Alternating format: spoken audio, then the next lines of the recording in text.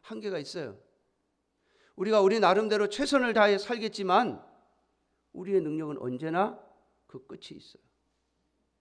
그러므로 나를 바라보면 낙심할 수밖에 없고 나를 바라보면 차라리 죽는 게 낫다라고 말하는 말이 나올 수밖에 없어요. 오늘 하나님께서 엘리야에게 이게 틀렸다는 것을 가르쳐 주시려고 그를 호렙산으로 데려가신 거예요. 이스라엘 백성은, 나를 따르는 자들은 전부 모세를 통하여 맺은 호렙산의 언약에 근거하고 있다. 호렙산에서 맺은 그 하나님과의 언약에 근거해서 너희의 생명이 붙어 있는 거예요. 이스라엘의 운명이 붙어 있는 거예요.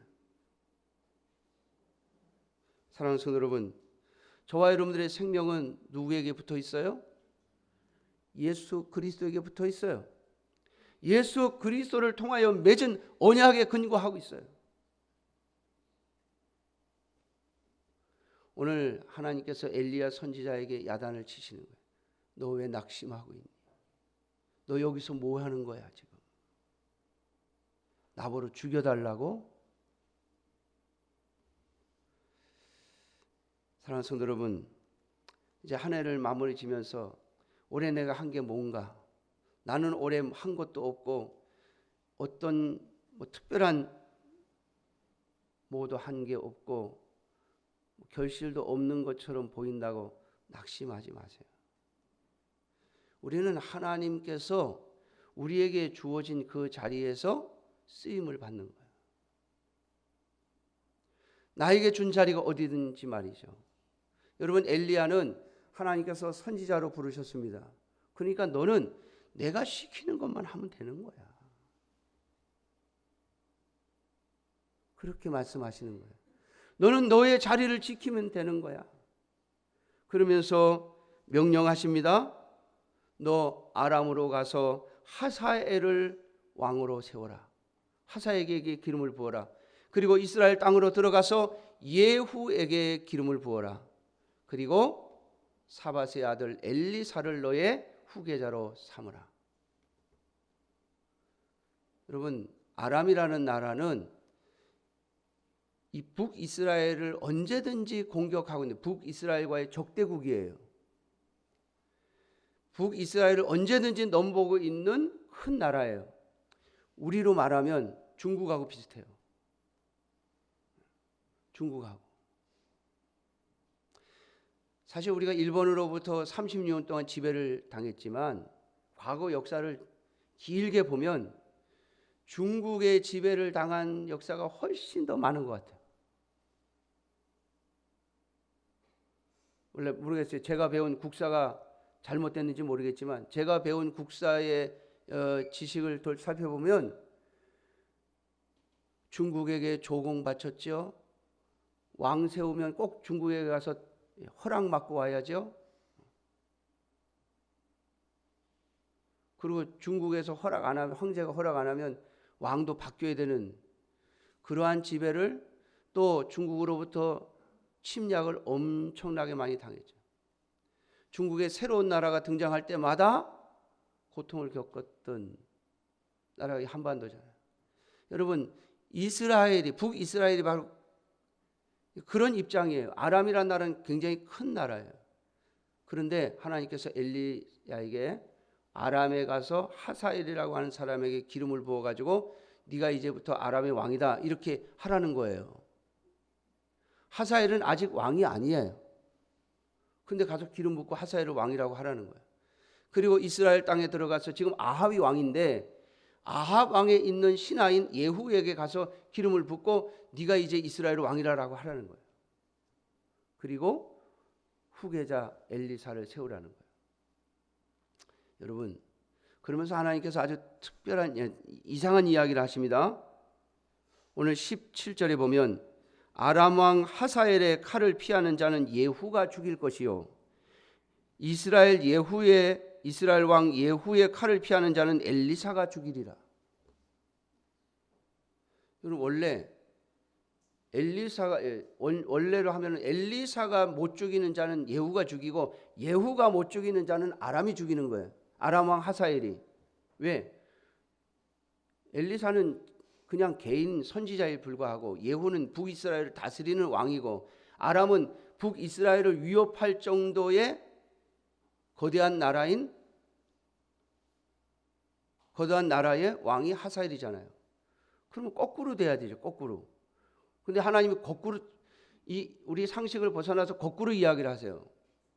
하사엘이 죽이는데 혹시 못 죽이면 누가요? 예후가 죽인다. 이렇게 말씀하세요. 예후가 죽여야 되는데 못 죽이면 엘리사가 죽일 것이다.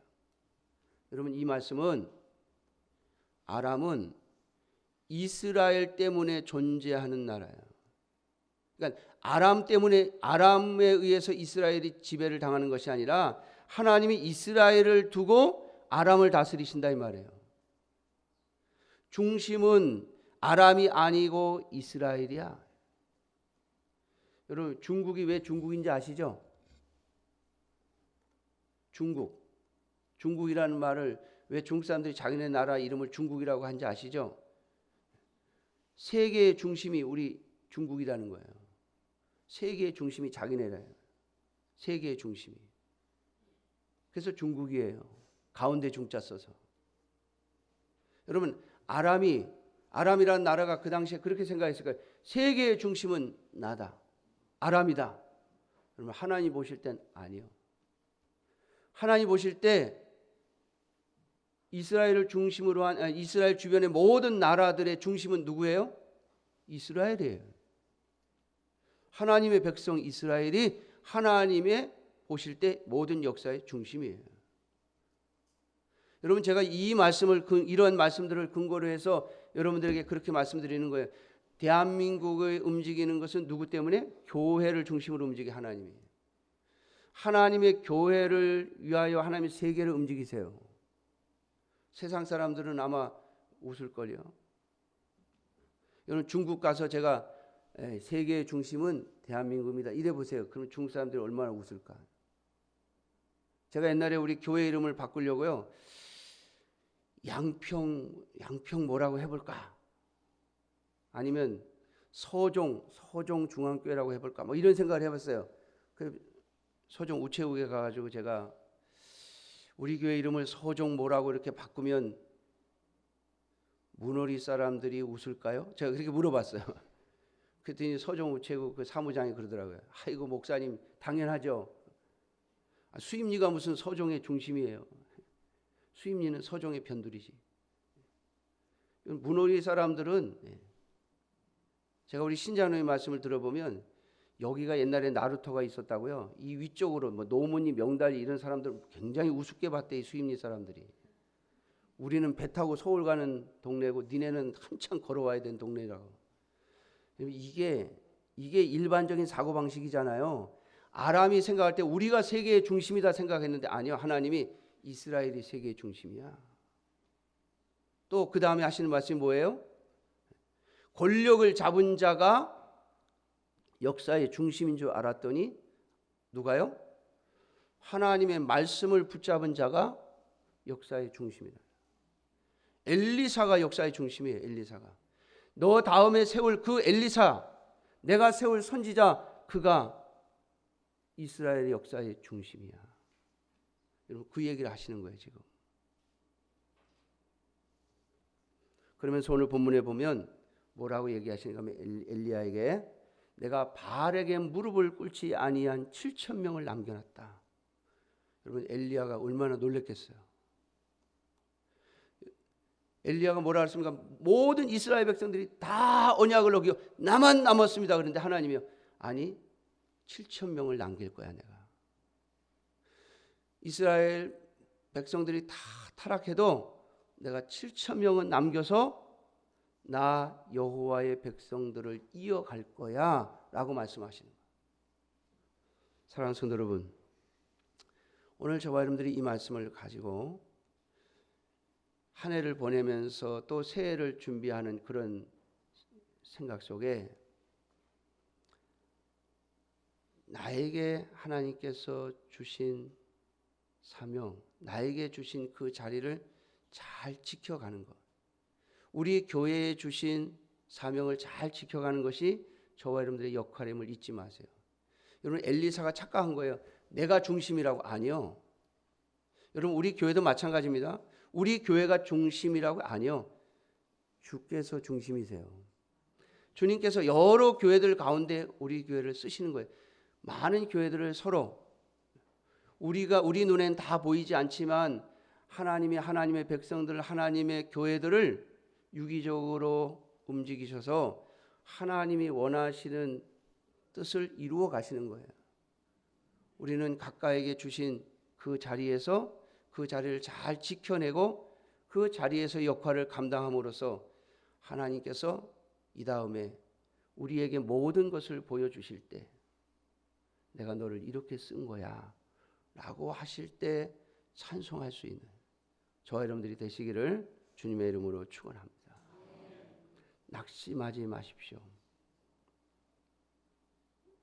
저와 여러분들은 주께서 예수 그리스도에게 우리의 생명이 붙어 있는 자들입니다. 낙심하지 마십시오. 환경이 우리를 실망시킨다고 내가 여호와와 함께 있으면 되는 겁니다. 하나님은 눈에 보이는 어떤 엄청난 일을 가지고만 일하시는 분은 아니에요.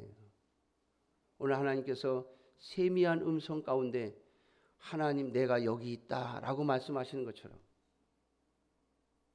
우리의 눈에 엄청난 일이 보이지 않는다 할지라도 저와 여러분들이 하루하루 하나님 앞에 충성하며 하나님의 백성으로 살아가는 그 모습 속에서 하나님은 하나님을 드러내실 거라는 겁니다.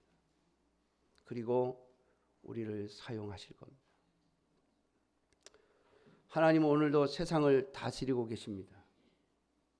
인간은 자신들의 힘으로 모든 것이 이루어지는 것처럼 느끼지만 그렇게 생각하고 살아가지만 오늘 말씀에 있는 것처럼 아람의 왕도 하나님께서 결정하시는 것이고 이스라엘의 왕도 하나님이 결정하시는 것이에요. 우리가 보면 우리 마음에 안 드는 역사들이 많죠.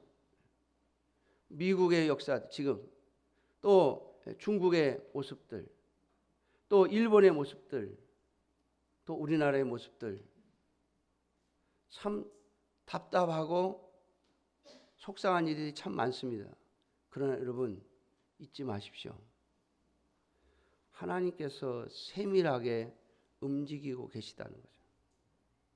저와 여러분들이 무슨 일을 하든 어떤 자리에 있든 여호와께서 나와 함께 하시고 여호와의 말씀이 내 안에 있는가가 중요해요. 내가 옳다 옳지 않다를 결정하기 전에 여호와의 말씀이 내 안에 있고 여호와의 음성을 내가 들을 수 있다면 그분에게 우리의 마음을 토로할 수 있다면 그 자리가 하나님이 역사하시는 자리예요. 그러므로 사랑하는 성도 여러분 낙심하지 말고 또 한 해를 준비하며 우리에게 주신 각각의 사명을 잘 감당해가는 저와 여러분들이 되시기를 주님의 이름으로 축원합니다. 기도하겠습니다. 자비로우신 아버지 하나님, 엘리야는